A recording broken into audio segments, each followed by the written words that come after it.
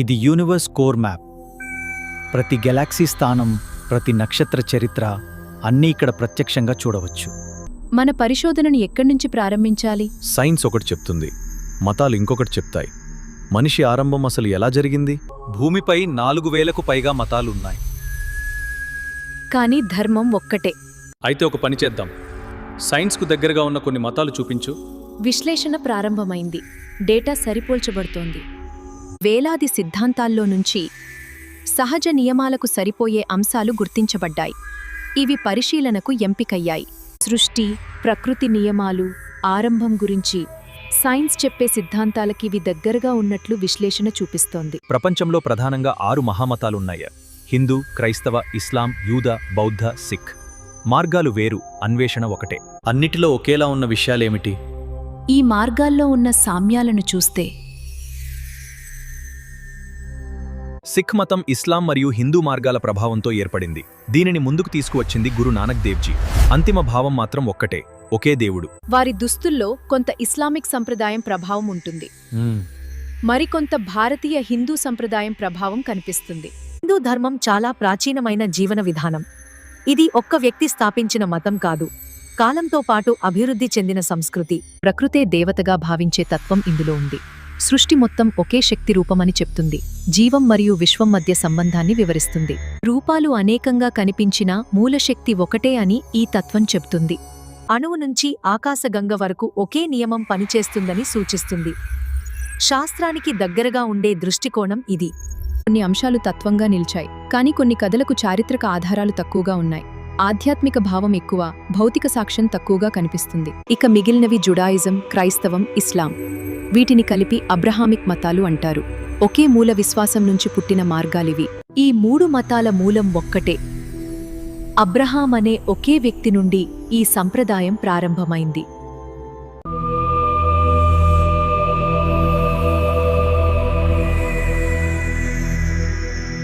కాని దేవుడు మాత్రం ఒకడే అనే భావన ఈ మూడింటిలో ఒకటే. ప్రార్థన భాషలు మారినా అభిముఖం ఒకటే. మనిషి పైకి చూస్తాడు, సృష్టికర్తను చేరుకోవడానికే. కాలం మారినా సందేశం మారలేదు.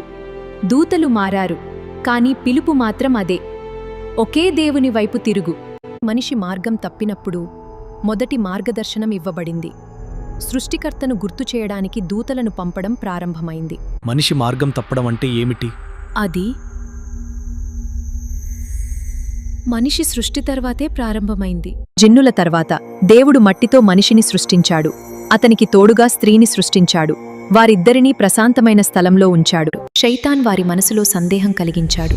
వారు ఆజ్ఞను అతిక్రమించారు.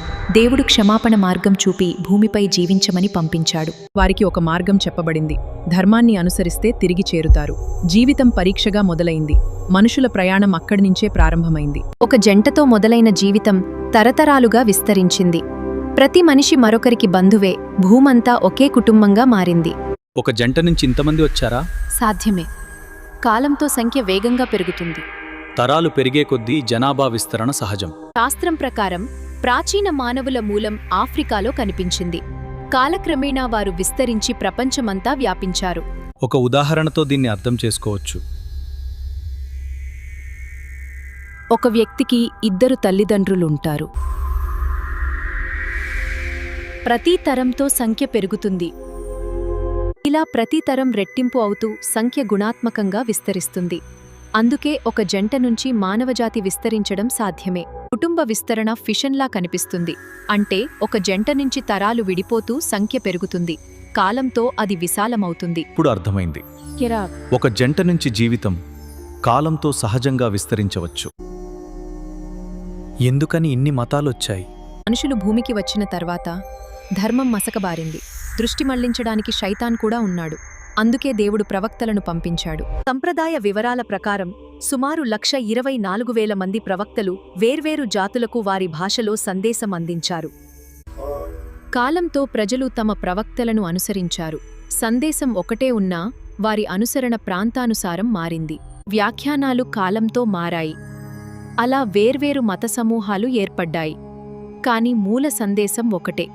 ప్రవక్తల సందేశాలు ఒకే ధారగా కొనసాగాయి. ఆ ధారను అబ్రాహామిక్ సంప్రదాయం అంటారు. మూసా అలైహిస్సలాం, ఈసా అలైహిస్సలాం, ముహమ్మద్ అలైహిస్సలాం. వారి సందేశం ఒకటే, ఒకే దేవుని వైపే. ఈ 3 సంప్రదాయాల్లో ఒకే దేవుని భావన ఉంది. దూతల ద్వారా సందేశం ఉంది, ప్రార్థన ఉంది, నీతి తీర్పు భావన ఉంది. మూల సారాంశం ఒకటే. అంటే ప్రతి ప్రవక్త దగ్గర ఆగిన వారికి ఒక్కో గ్రంథం ఇవ్వబడింది. కానీ ఇస్లాం మాత్రం ముందొచ్చిన ప్రవక్తలందరినీ గౌరవిస్తూ ఒకే దేవుని భావనను నిలబెట్టింది. ప్రవక్తల ముఖ్యమైన ఘటనలు ఈ విధంగా ఉన్నాయి. ఆదం అలైహిస్సలాం భూమిపై అవతరించిన తర్వాత తన సహచరి హవ్వా అలైహిస్సలాం కోసం విశాల భూభాగాన్ని అన్వేషించారు. కాలంతో వారు కలుసుకున్నారు. అక్కడి నుంచే మానవ వంశం విస్తరించింది. ఆదం అలైహిస్సలాం సంతానంలో మొదటి విభేదం చోటు చేసుకుంది. అసూయ హింసగా మారింది. మానవ చరిత్రలో తొలి హత్య జరిగింది. ధార్మికులైన మనుషులు మరణించిన తర్వాత వారిని జ్ఞాపకంగా విగ్రహాలు నిర్మించారు. ఆ జ్ఞాపకం పూజగా మారింది. అక్కడ్నుంచే విగ్రహారాధన ప్రారంభమైంది. పురావస్తు పరిశోధనల ప్రకారం మెసొపొటేమియా ప్రాంతం ప్రాచీన నాగరికతలలో ఒకటి. ఊర్ వంటి నగరాలు ప్రారంభ నాగరిక కేంద్రాలు. కాలంతో అవినీతి పెరిగింది, అహంకారం పెరిగింది, ధర్మాన్ని ఎగతాళి చేశారు. నూహ్ అలైహిస్సలాం తన ప్రజలను హెచ్చరించారు. ఒకే దేవుని వైపు తిరగమని చెప్పారు.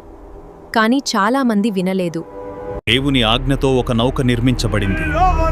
వారిలో చాలా మంది దానిని నమ్మలేదు. వర్షం ఆగకుండా కురిసింది.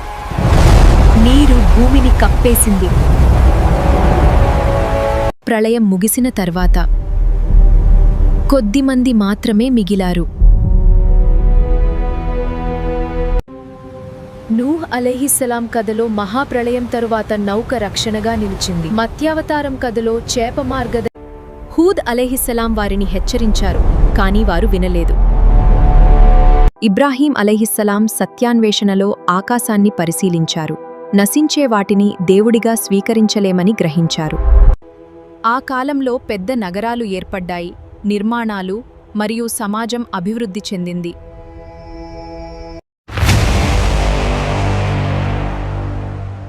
వారు సత్యం కోసం ప్రయాణం ప్రారంభించారు. కొత్త ప్రదేశానికి వలస వెళ్లారు. ఒక పవిత్ర గృహం నిర్మించబడింది. కాలక్రమంలో అది విశ్వాసానికి కేంద్రంగా మారింది. ఎండిన నేల మధ్య ఒక నీటి వనరు ఉద్భవించింది. ఆ నీరు జీవనాధారంగా మారింది. ఇది విశ్వాసానికి ఒక పరీక్షగా నిలిచింది. అంతిమంగా త్యాగం స్థానంలో ప్రత్యామ్నాయం ఇవ్వబడింది. కాలంతో ఒక సమాజం ఏర్పడింది. వారి మధ్య నాయకత్వం మరియు మార్గదర్శకత్వం కొనసాగింది. నది తీరంలో ఒక మహారాజ్యం ఎదిగింది. పిరమిడ్లు మరియు విశాల నిర్మాణాలు ఆ శక్తిని చూపించాయి. పర్వతంపై ఒక పిలుపొచ్చింది. ఆ దండం ఒక సూచనగా మారింది. ఆ బాధ్యతతో ఒక కొత్త దశ ప్రారంభమైంది. ఈజిప్టు రాజు ఎదుట సత్య సందేశం ఉంచబడింది. శక్తి మరియు సత్యం ముఖాముఖిగా నిలిచాయి. విపత్తులు వచ్చాయి, హెచ్చరికలు కనిపించాయి, కానీ మార్పు లేదు. సముద్రం మధ్యలో ఒక మార్గం ఏర్పడింది. విశ్వాసంతో వారు దానిని దాటారు. సముద్రం తిరిగి తన స్థితికి వచ్చింది. విముక్తి పూర్తయింది. పర్వతంపై మార్గదర్శక నియమాలు అందించబడ్డాయి. ఒక సమాజానికి ధర్మ మార్గం చూపబడింది. సమూహం ఒక విగ్రహాన్ని నిర్మించింది. ధర్మ మార్గం నుండి వారు తాత్కాలికంగా దూరమయ్యారు.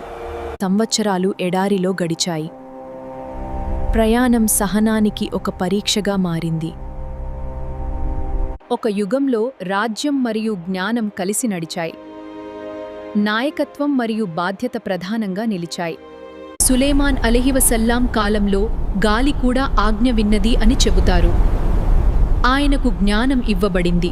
జకరియా అలైహిస్సలాం వృద్ధాప్యంలో సంతానం కోసం ప్రార్థించారు. దైవ వాగ్దానం నెరవేరింది. యహ్యా అలైహిస్సలాం జన్మించారు. ఆయన చిన్న వయసు నుంచే ధర్మంలో స్థిరంగా నిలిచారు. కాలం మారింది. సందేశం మాత్రం కొనసాగింది. తరాలు మారినా మార్గదర్శకత్వం ఆగలేదు. మరియం అలైవసల్లాం వద్దకు శుభవార్త వచ్చింది.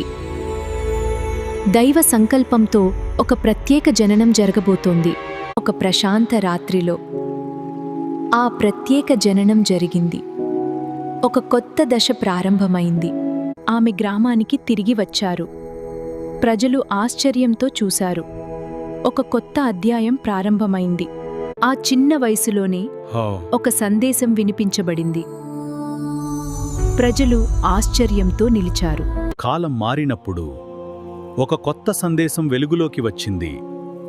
ప్రేమ మరియు కరుణ గురించి కాలంతో సందేశం విస్తరించింది. దయ మరియు నీతి బోధించబడింది.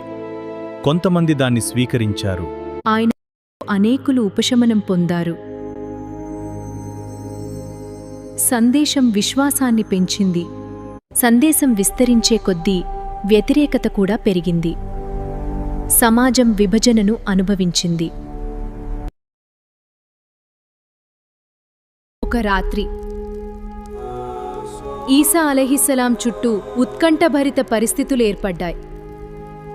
ఆ ప్రాంతం రోమన్ పరిపాలనలో ఉంది. ప్రజల మధ్య విభేదాలు పెరిగాయి. ఆ రోజు జరిగిన ఘటనలు చరిత్రలో ఒక ముఖ్యమైన మలుపుగా నిలిచాయి. ఆ ఘటన నగరానికి వెలుపల జరిగింది. ఆ కాలంలోని రాజకీయ మరియు మత విభేదాలు ఒక కీలక ఘట్టానికి దారితీశాయి.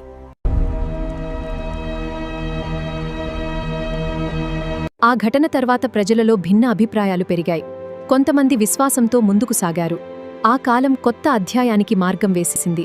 శతాబ్దాలు గడిచాయి. సామ్రాజ్యాలు వచ్చి వెళ్లాయి. చరిత్ర మరో దిశగా మలిచబడింది. అరేబియా భూభాగంలో కొత్త అధ్యాయం ప్రారంభమవడానికి సమయం చేరింది. అరేబియా భూమి ఒక కొత్త అధ్యాయానికి సిద్ధమైంది.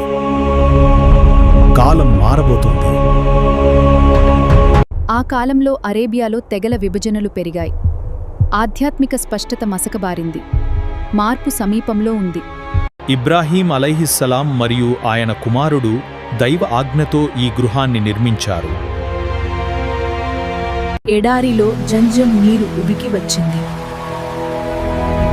జీవానికి దైవవరం ప్రసాదించబడింది. ఆకాశం నుండి వచ్చిన రాయి ఒక గుర్తుగా నిలిచింది. స్మరణ మరియు ఒడంబడికకు సూచికగా మారింది. ఖురైష్ తెగ కాబా చుట్టూ అనేక విగ్రహాలనుంచింది. వారు తమ తమ దేవతలకు పూజలు నిర్వహించేవారు. సాంప్రదాయ కర్మకాండలు మార్గదర్శకత్వం లేకుండా కొనసాగుతున్నాయి. సమాజంలో అసమానతలు స్పష్టంగా కనిపించాయి.